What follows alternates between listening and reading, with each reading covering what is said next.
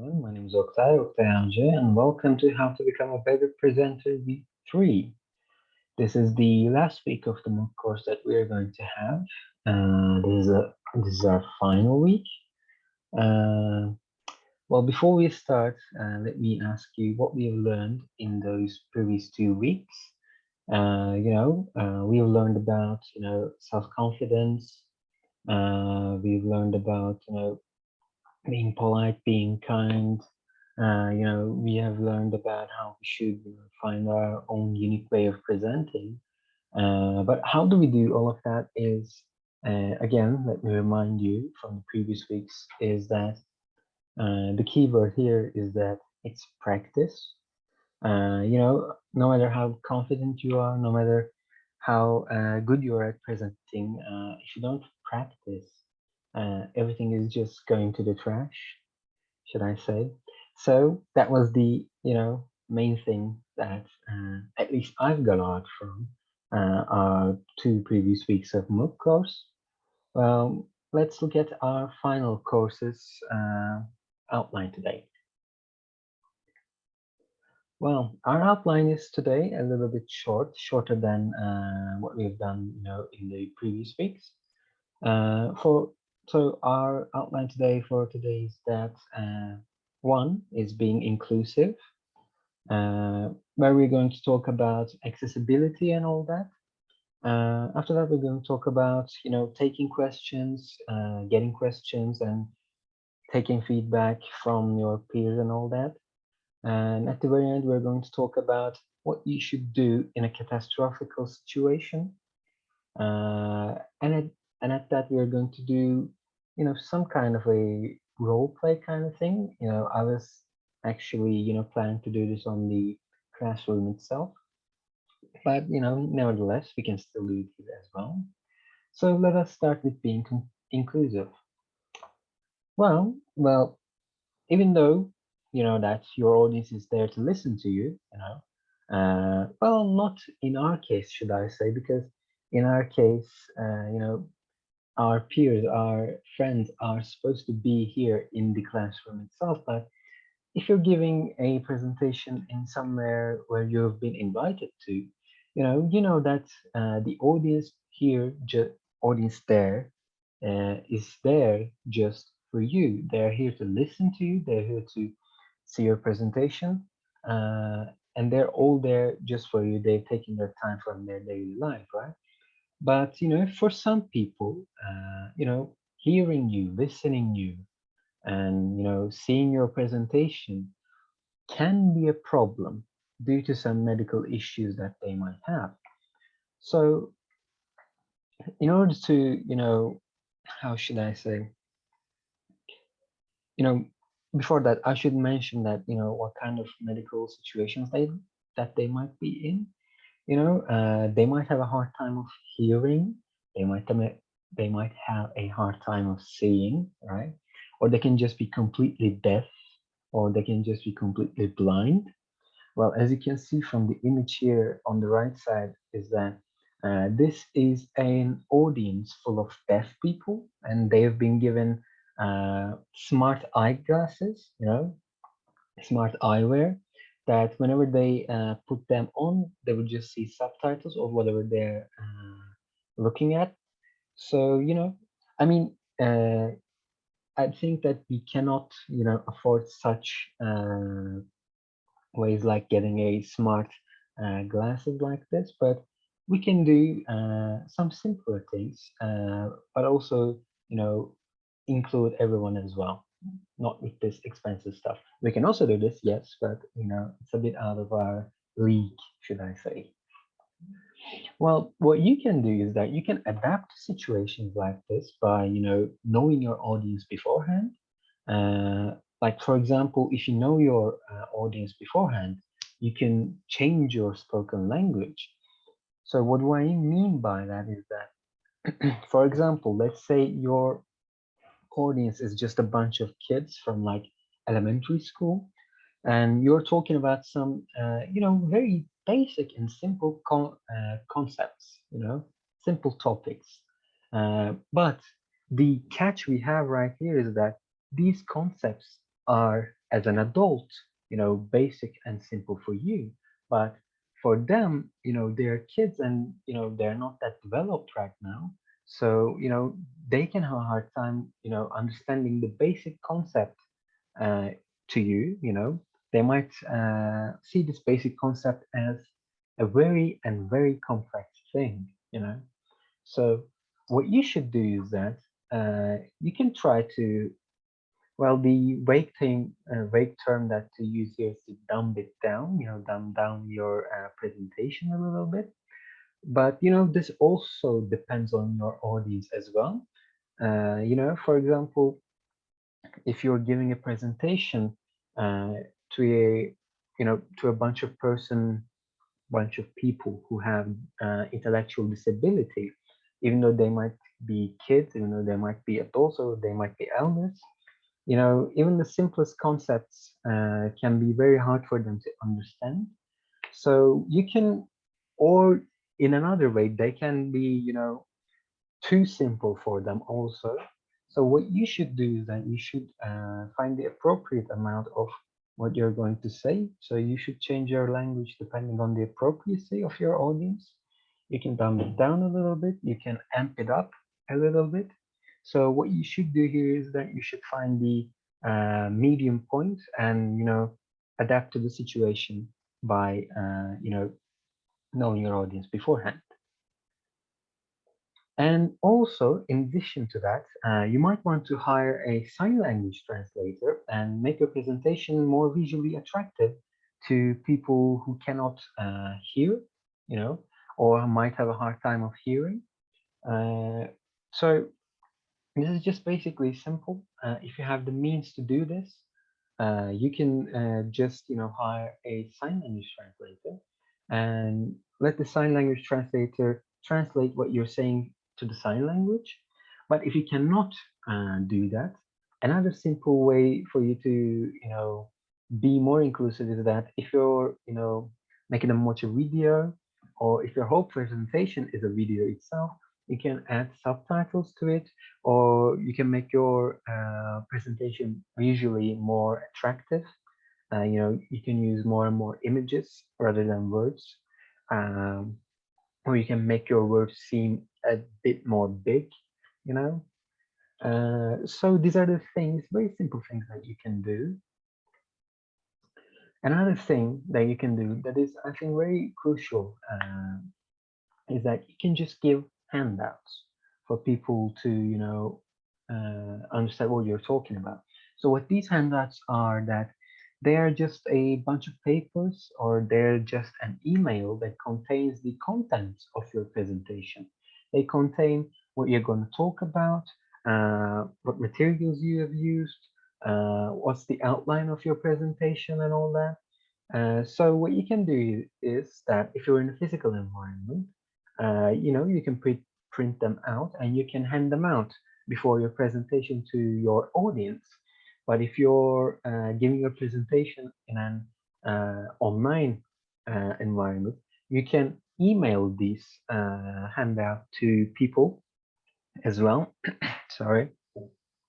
You can email them beforehand and let them know what you're going to talk about. And if they know if they know what you're going to talk about, they can have a better idea of understanding what you're saying or what you're not saying.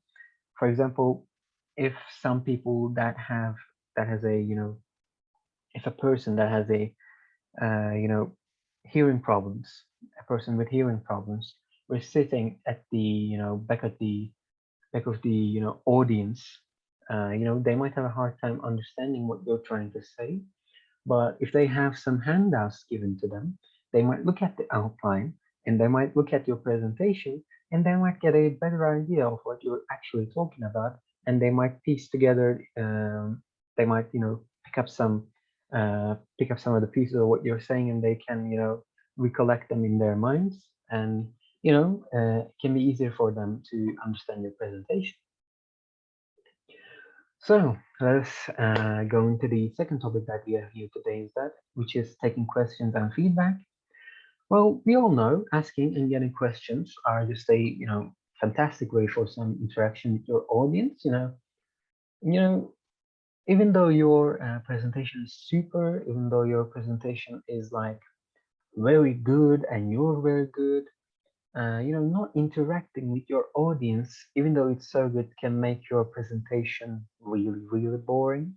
Or if you're interacting too much with your audience, they can feel that they are being, bombarded with questions and all that. So again, you should find the appropriate pace and interact with your audience carefully. Well, for example, let's say that you're asking a question to your audience, and there are some volunteers. So what you can do here is that you can choose a volunteer to answer your questions, or you can make the whole audience, shout out the answer.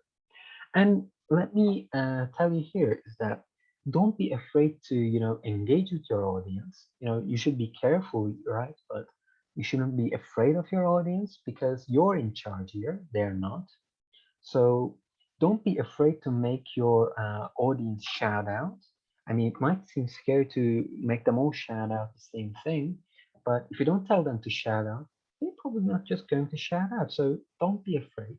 Uh, you know, Handle the situation and adapt. You're in charge here. Don't forget that. But as I've mentioned here, and as I have mentioned before, kids as an audience are just a very different thing to handle than the adults. Because again, what I'm going to talk about right now here is that also applies mostly to children. So whenever you're asking a question, sometimes you're not going to get the answer that you were expecting.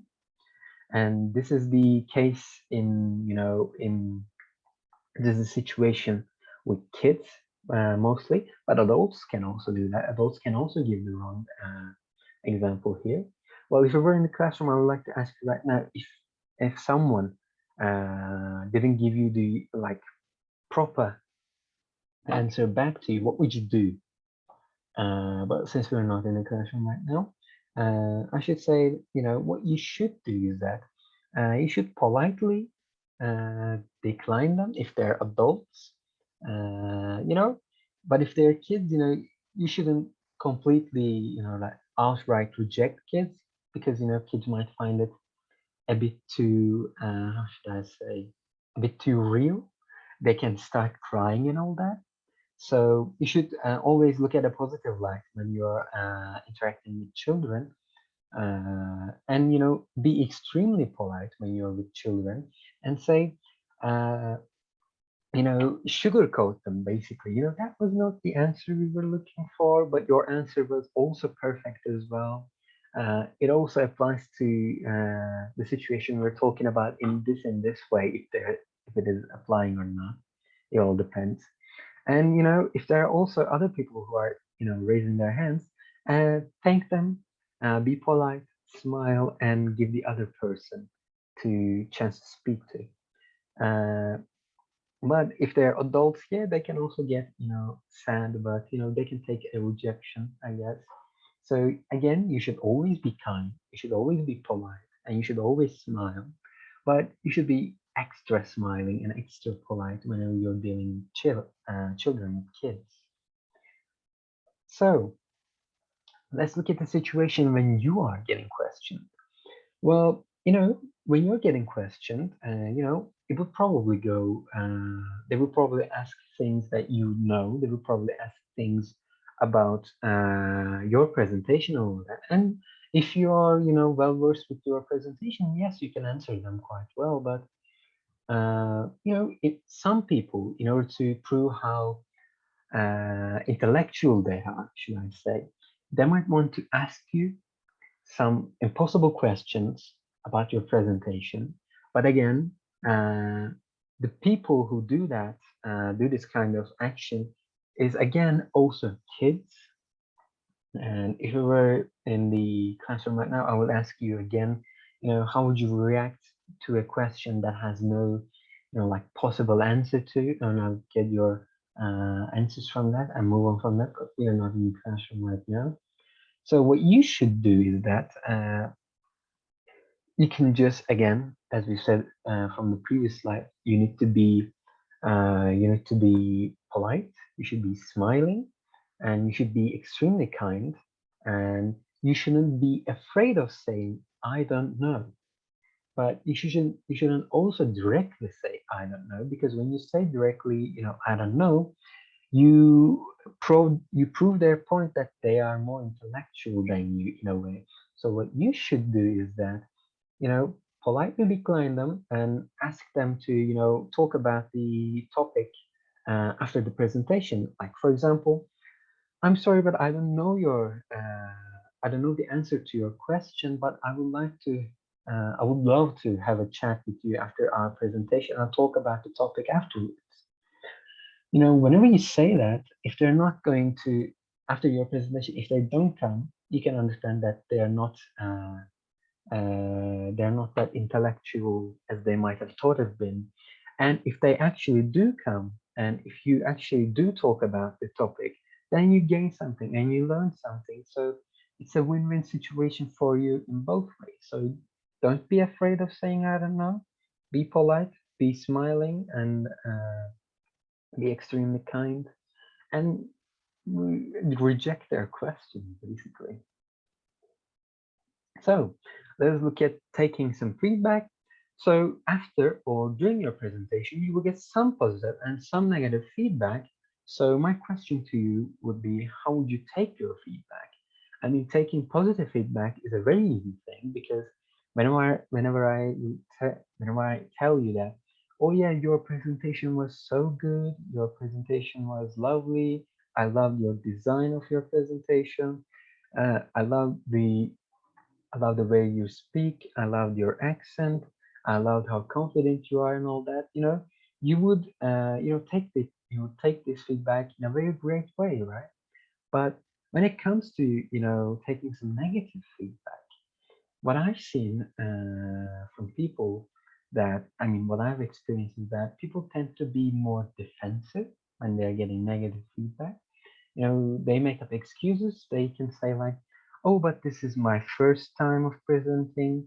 Oh, I'm not so well versed with the English language. Uh, um, you know, they can say, oh, I didn't study that much. I didn't have the chance to study that much. They can make up excuses and all that. But what you should do you should, you should have a tough skin, should be able to take criticism. And it's not something that you can, directly gain, should I say. You cannot immediately gain a tough skin. You cannot immediately take criticism without being full defensive and all that. And again, this all comes back to the point of practice. You should all, as much as you're practicing your presenting, you should also practice your feedback taking, because whenever you might get upset. When you hear negative feedback, you might get upset, you might get sad, you might lose your will to do any presentation ever again and all that. What you should do is that, if I told you, throughout your whole presentation, you were shaking, your voice was very low, we couldn't hear you. Uh, Overall, you were quite bad.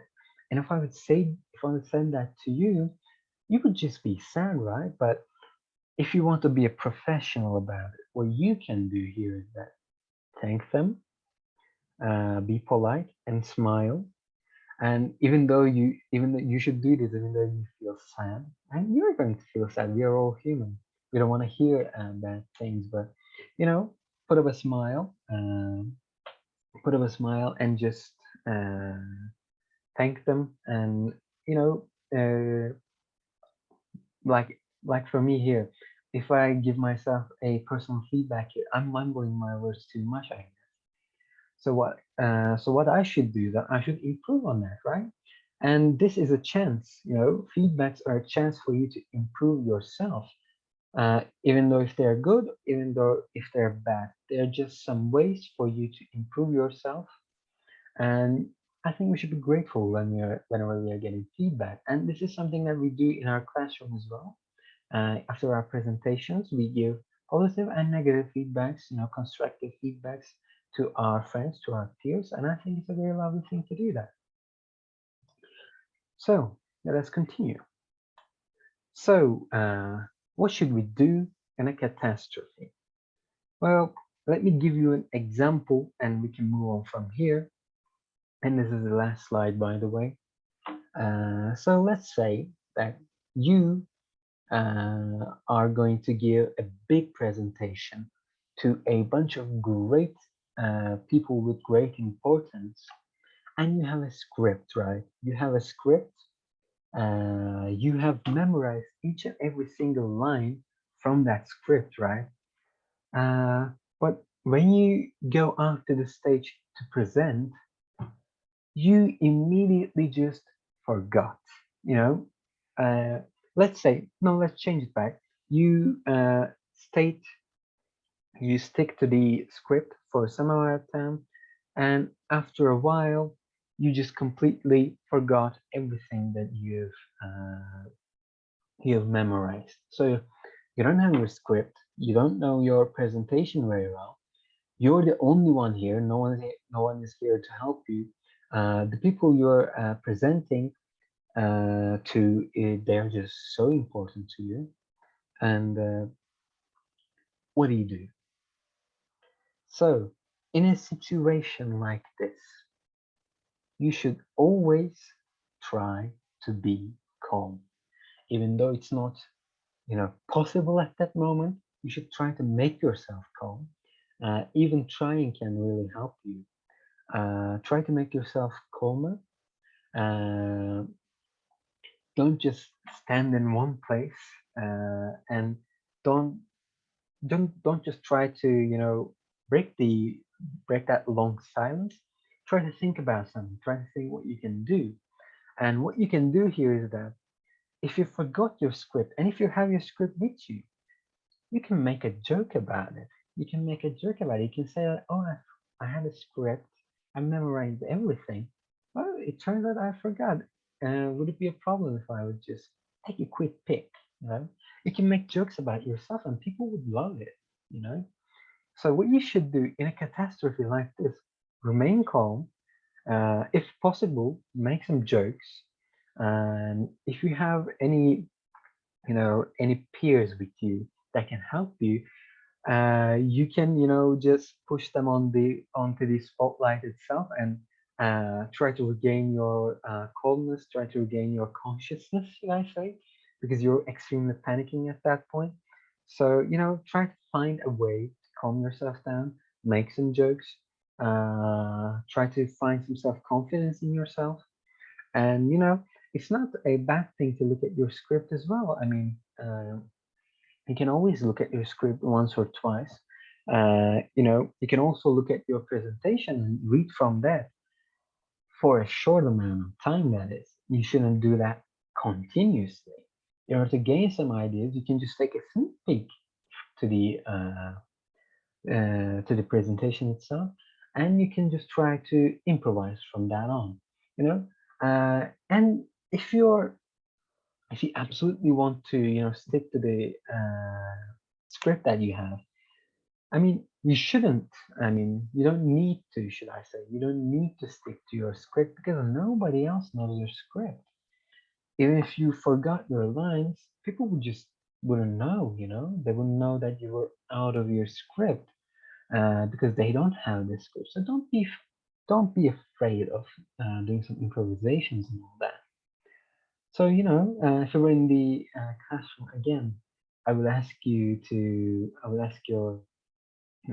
answers to what you would do in a catastrophe like this.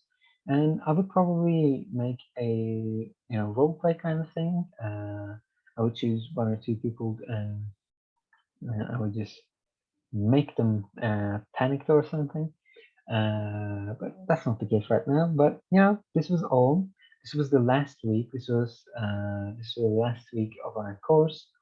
I hope you could. I hope you did learn something at least throughout these 3 weeks.